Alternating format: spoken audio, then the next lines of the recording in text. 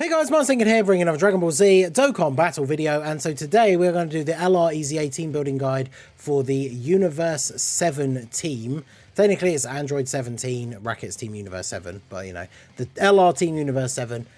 These guys getting their EZA tomorrow alongside the Physical 17 and Frieza and the Jiren. All those team building guides will be going up today, so make sure to keep an eye out for those. These guys definitely got a very solid EZA. I can't wait to use these guys, considering Global now has Tech UI, all those anniversary EZAs we got, like Reps of Universe 17 is just absolutely crazy now. So very much looking forward to trying these guys out. It is a typical 10-stage EZA. We don't have a wiki page for it, but you know the drill by now, right? It's 3 stones per stage, beat 10 stages. There's a mission to beat stage 7, which gives you 3 stones. So 33 stones in total. You get all the medals you need to EZA them. You get 5 int type Kais, so you can get them straight up to SA 25. And then you also get some int orbs as well. So it's an LR EZA. You want to get legendary power active as much as possible, the link, in order to do extra damage. So the more LRs you have, the better. And then the weakness category, because like any EZA, there is a specific category. The categories in LR EZAs are used for defense. So any LRs can do damage. As long as you have legendary power active, you can do big damage. So units like Beast Gohan can still be effective for putting out damage, but the category is for defense. So any characters not in the specific category do take a lot of extra damage. And the category for the Team Universe 7 EZA is Joined Forces. So Joined Forces is a massive category. We're not going to go over so many units in this one, I think, as we do in some of the other ones, just because there are so many possibilities. But we're going to talk about some of the potential leaders and then some of the better characters to use, and then realistically it's going to depend a lot on your box. But there are a lot of Joined Forces characters, so you should have a lot of options for these. But of course, as always with my team building guides, we'll be going over the top picks and honorable mentions. If there are any units that I miss out or you think I should have talked more about, do let me know down below in the comment section. And of course, if you find the guide helpful at all, do hit that like button and subscribe to the channel if you are new. So we're going to start off straight away with these guys who, of course, got their EZA during the anniversary. The Blue Kaioken Goku and Blue Evolution Vegeta. Their EZA, they're a Joined Forces lead for 3 key and 170. These guys are incredibly good.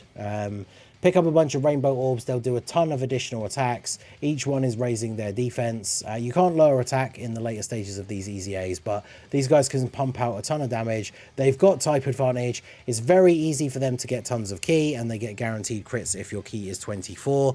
So these guys can absolutely just smash through these stages against an int boss. Like, these guys are going to do a ridiculous amount of damage. So in terms of Joined Forces, there's no pure like 200% lead for Joined Forces.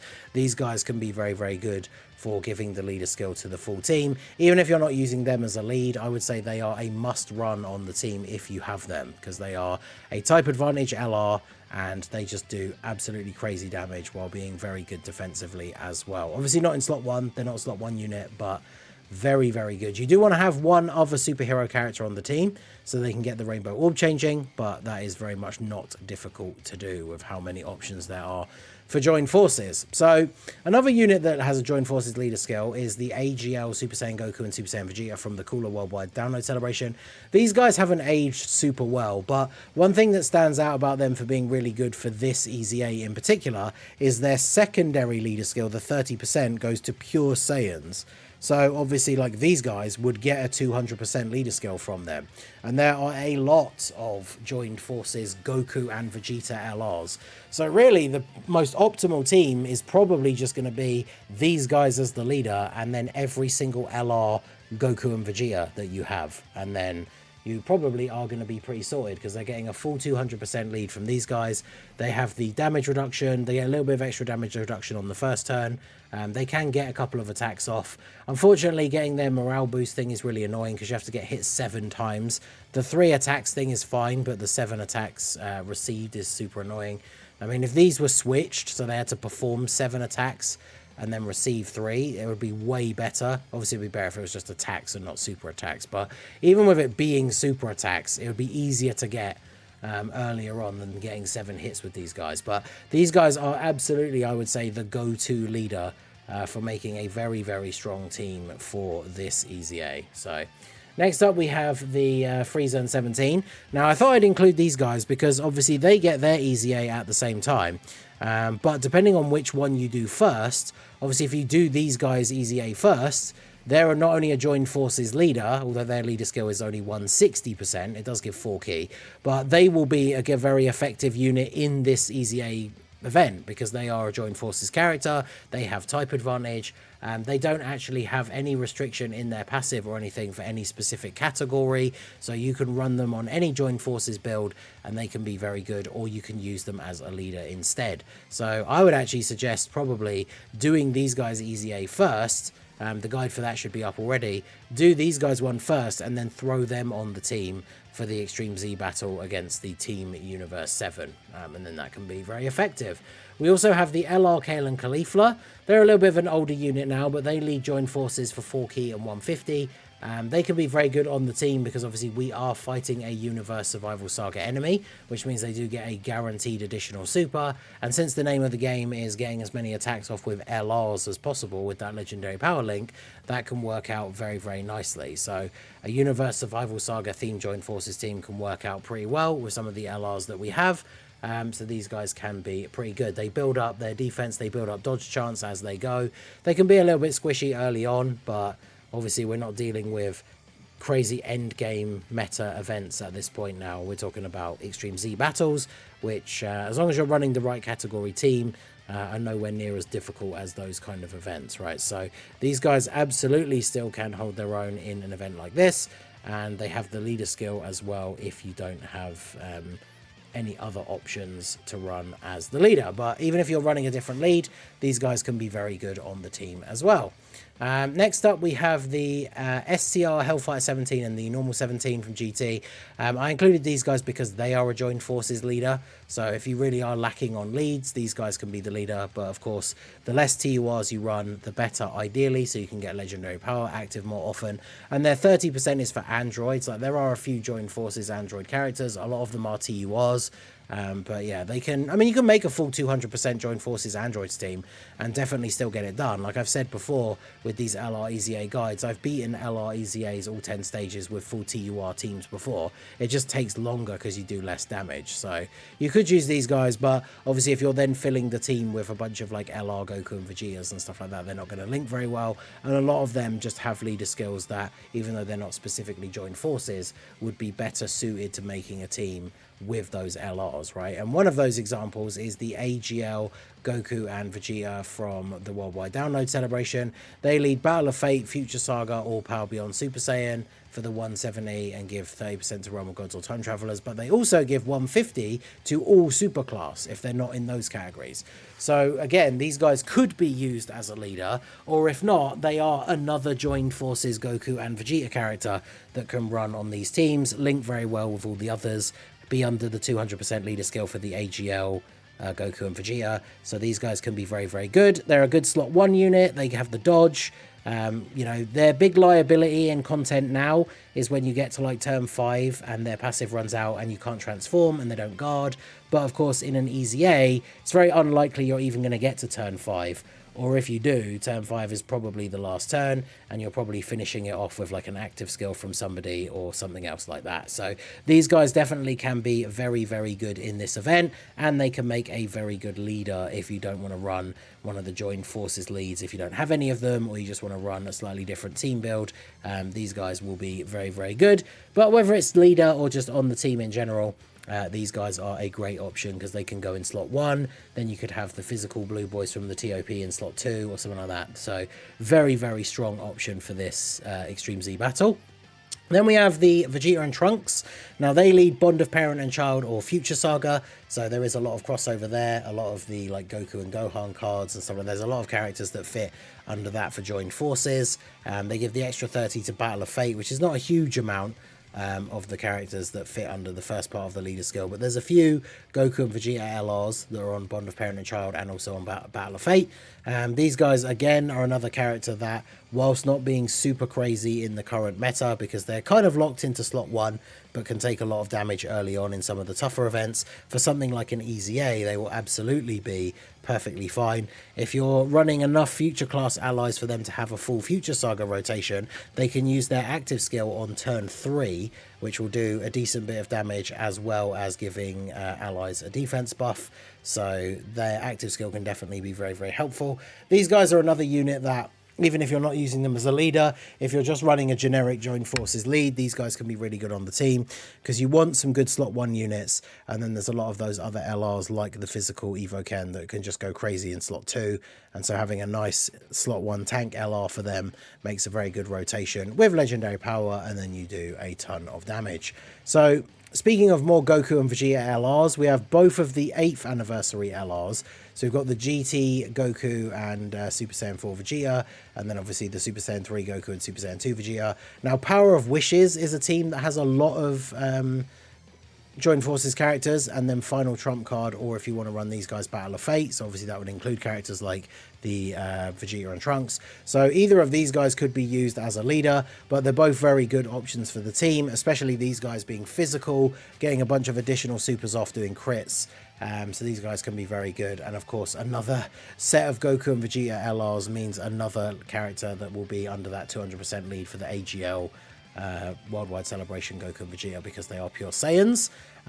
Also, these guys from the 7th year, the Super Saiyan 4 Goku and Super Saiyan 4 Vegeta, you could think about the gods as well, but I don't really mention any type disadvantage characters when I make these guides, unless specifically they are like characters with guard and effective against all types and stuff like that. But the Super Saiyan 4s can be very, very good. Obviously, if you do fuse into Gogeta, you can counter supers. Gogeta can hit incredibly hard, has the action break and everything. So these guys can work very, very well as yet another LR Goku and Vegeta on the team.